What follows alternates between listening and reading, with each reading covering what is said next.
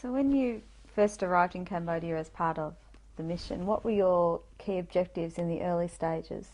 The Paris Peace Agreements was a problematical process. I mean, there were a number of disagreements about the way in which the modalities were shaped. And there was a big division between the Khmer Rouge on one hand and the state of Cambodia people on the other hand. And the state of Cambodia people were the ones that had been installed by the Russians and the Vietnamese in Phnom Penh. And the Khmer Rouge, of course, were supported by the Chinese.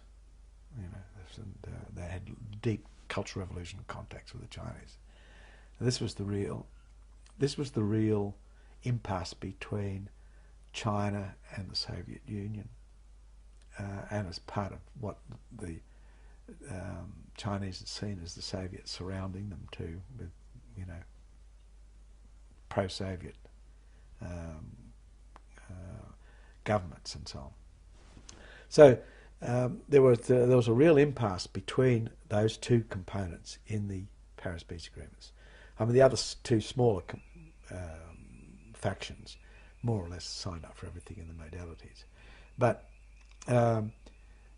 first of all, the state of Cambodia people didn't want the Khmer Rouge to be, you know, part of the agreements because, you know, they were essentially trying to have them regarded as international outlaws.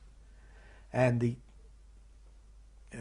Khmer Rouge were saying, look, these people are just dupes or puppets of the Vietnamese, and they have a Vietnamese presence throughout the landscape.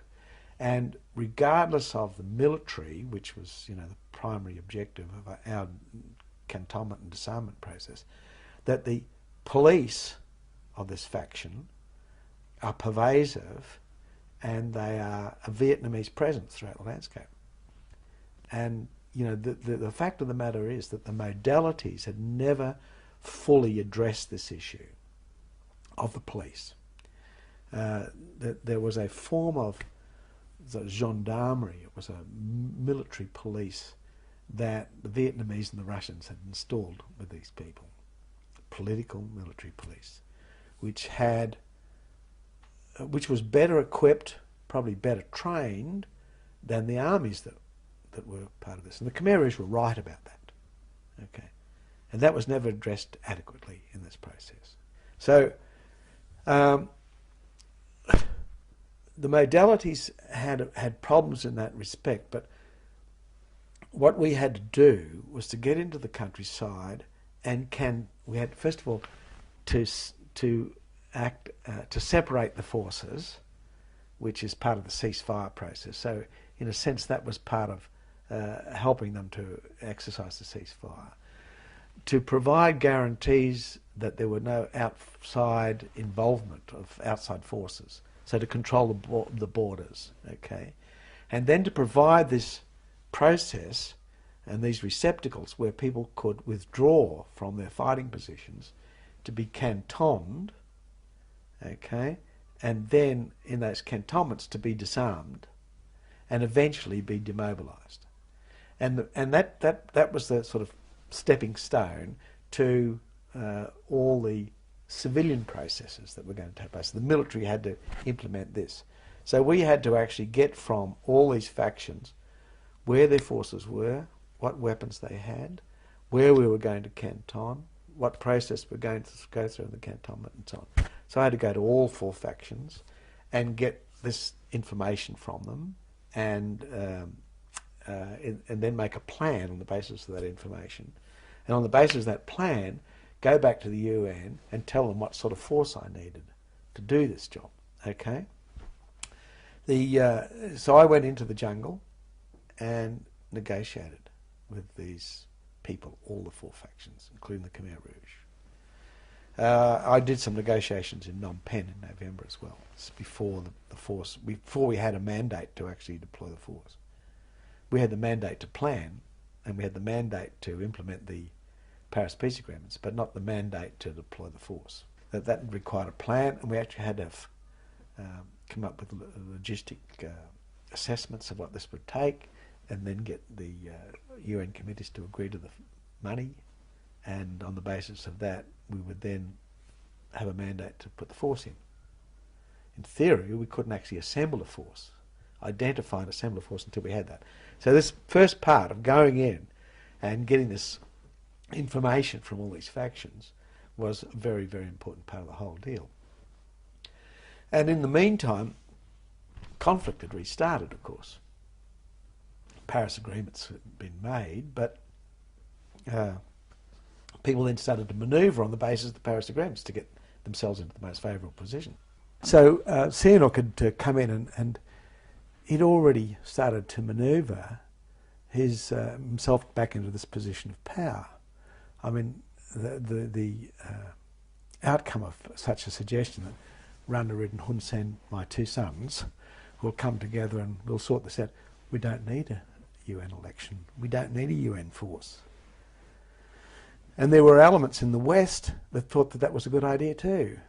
I mean, there were elements that thought, wouldn't it be good to have a Francophile king here with this arrangement, no elections, and we all get on with the old business as usual. The Khmer Rouge didn't agree with that, and neither did many of the royalists nor the KP faction, which was part of the old Lon Nol regime. So, you know, already the conflict was starting again as early as the beginning of November. And then on the 24th of November, I had a meeting with the Khmer Rouge in Phnom Penh to talk about implementing the modalities, the Paris agreements. And there was a riot in Phnom Penh, and the Khmer Rouge were driven out of Phnom Penh. You know, guys like Khieu Samphan were wounded, and Son Sen, who was my main interlocutor, were driven out of town. And at this stage, this is November the 24th, 1 month after the signing of the Paris agreements, we looked like we've lost the whole agreement, because the Khmer Rouge had a very clear message that, you know, they weren't welcome in Phnom Penh. And it was clear that this had been contrived by the state of Cambodia. It wasn't a natural uprising. Most Cambodians were distressed because they thought they were going to lose the Paris peace agreements. You know, the peace process would fall away. So it was clearly an attempt to drive them away from the process. And I said it also as part of the manipulation to try and get certain elements back in power without having to go through this election process. So how did you deal with that in trying to... Well, you know, the natural... Well, first of all, they had to sort of go back to the table. And the table was going to be in Pattaya. There was going to be a conference of this Supreme National Council. You know, the Paris peace agreements had identified as an expression of Cambodian sovereignty this Supreme National Council, in which all four parties to the agreement would be represented. Okay, and that was supposed to occur in Phnom Penh, but because the Khmer Rouge were driven out of Phnom Penh, it couldn't happen in Phnom Penh, and it couldn't happen in Phnom Penh until Khmer Rouge came back into the process. So they decided they'd have a meeting of the Supreme National Council in Pattaya, and we then decided that you know, what we needed was a whole new set of momentums to recapture the environment.